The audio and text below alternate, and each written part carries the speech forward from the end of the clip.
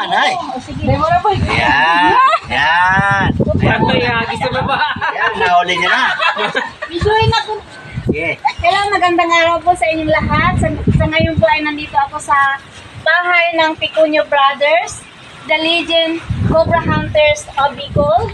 Ito po ay dadalhin nila sa DENR at pakakawalan doon.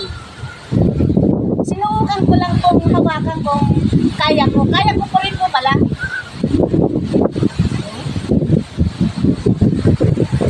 Kung ahas yan.